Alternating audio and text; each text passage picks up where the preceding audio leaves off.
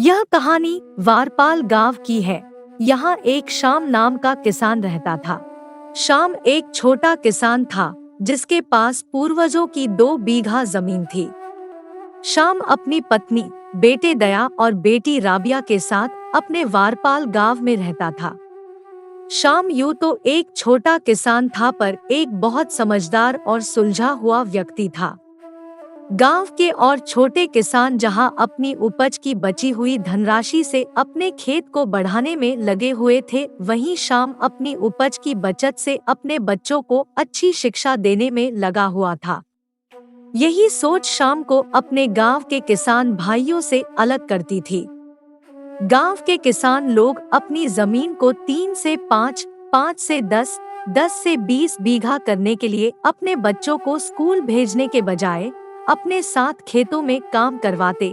वहीं शाम अकेले ही काम करता और अपने बच्चों को पढ़ने स्कूल भेजता। 10 साल बीत जाने के बाद जहां गांव के किसानों की जमीन बढ़कर 2 से 4, 5 से 10 बीघा हो गई, वहीं शाम की जमीन 2 की 2 बीघा ही रही। पर शाम ने 10 सालों में अपनी मेहनत से जो कमाया था वो दूसरे किसानों ने नहीं कमाया। शाम के दोनों बच्चे पढ़ लिख कर अच्छे संस्थान में नौकरी कर रहे थे। बेटा दया एक बड़े प्राइवेट संस्थान में काम कर रहा था और बेटी राबिया अस्पताल में डॉक्टर बन गई थी। उसी 2 बीघा जमीन की आमदनी से शाम ने अपनी बेटी की शादी भी अच्छे लड़के से कर दी। गांव में उसकी इज्जत और बढ़ गई थी। अपने बेटे की सफलता से दोनों माँ बाप बहुत खुश थे। इसी बीच शाम ने अच्छा रिश्ता देखकर एक अच्छी लड़की से दया की शादी करवा दी। विवाह समारोह खत्म होने के 10 दिन बाद दया अपनी पत्नी को लेकर शहर चला गया। शाम और उनकी पत्नी की भी उम्र बढ़ रही थी। कभी कभार तबीयत खराब हो जाती थी। जब कभी तबीयत खराब हो जाया करती तो दया की माँ फोन करके दया को गांव बुलाया करती थी।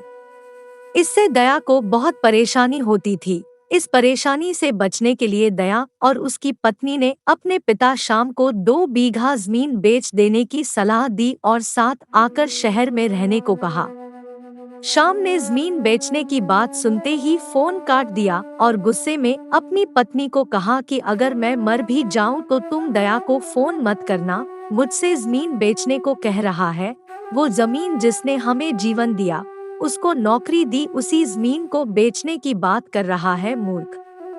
दया भी इधर गुस्से में अपनी पत्नी से कह रहा था कि पता नहीं पिताजी की 2 बीघा जमीन में कौन सी जान अटकी है कि उसे छोड़ना नहीं चाहते हैं।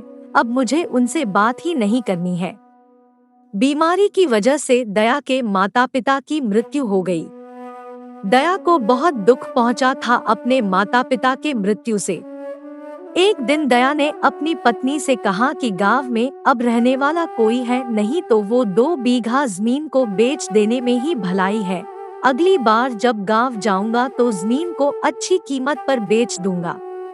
दया के माता पिता को गुजरे हुए अभी 3-4 महीने ही हुए थे कि अचानक बाजार में मंदी का दौर चला आया और बहुत सी कंपनियों ने अपने अपने कर्मचारियों को निकाल दिया था, जिसमें एक नाम दया का भी था। दया बहुत परेशान हो गया था। उसको सदमा लग गया था, मानो उसके पैरों तले से जमीन खिसक गई थी। दया को विश्वास नहीं हो रहा था कि अब उसके पास नौकरी नहीं है। लाखों चिट्ठियां अनेक लोग रोज कंपनी को भेजते पर कोई जवाब न मिलता। दया ने भी दर्जनों बार चिट्ठियां लिखी पर उसका भी कोई जवाब न आया। एक वक्त आया कि जब दया के पास मकान के किराए के पैसे देने भर के पैसे नहीं बचे थे। ऐसे सख्त हालत में दया को कुछ समझ नहीं आ रहा था कि वो क्या करे। तभी उसकी पत्नी ने उससे कहा कि क्यों न हम लोग कुछ दिन के लिए आपके गांव चलते हैं, आपके पिताजी के घर। दया के पास इसके अलावा और कोई रास्ता नहीं था। दया अपनी पत्नी को लेकर अगले दिन अपने गांव चला गया। कुछ दिन गांव में रहने के बाद दया ने गांव के दूसरे किसानों की मदद लेकर अपने खेत में फसल उपजाई। दया खेती करके अपना और अपनी पत्नी का जीवन पोषण 3-4 वर्षों तक करता रहा। दया खेती भी करता और नई नौकरी के लिए अलग अलग कंपनियों में दरख्वास्त भी भेजता रहता। इस दुआ के क्षण में दया अपने पिता श्याम और अपनी माँ को बहुत याद करता।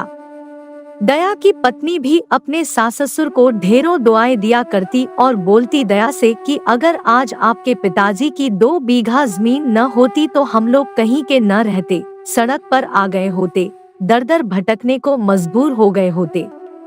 जिस जमीन को हम लोग बेचने की बात करते थे, आज वही जमीन हमें नया जीवन दे गई। इसी दौरान दया जिस कंपनी में काम करता था, उस कंपनी से दया को नौकरी के लिए चिट्ठी आई। दया और उसकी पत्नी चिट्ठी देखकर बहुत खुश हुए। दोनों लोग फिर से शहर को चले गए और हंसी खुशी से अपना जीवन व्यतीत करने लगे। अब दया 2 बीघा जमीन को बेचने की कभी बात न करता अपनी पत्नी से। दया छुट्टियों में अपने गांव भी जाता और अपने खेत में कुछ फसल भी उपजाता। दया को एहसास हो गया था कि क्यों उसके पिता श्याम गुस्सा हो जाते थे जब वो 2 बीघा जमीन बेचने की बात करता था। दया को पता चल गया था कि परेशानी और दुख के क्षण में अपने पूर्वजों की जमीन जायदाद ही हमारी मदद करती है और हमें अपमानित होने से बचाती है। अगर यह कहानी आपको अच्छी लगी हो तो इस चैनल को सब्सक्राइब कर दीजिए और इस वीडियो को लाइक कर दीजिए ऐसी ही वीडियोस देखने के लिए। धन्यवाद।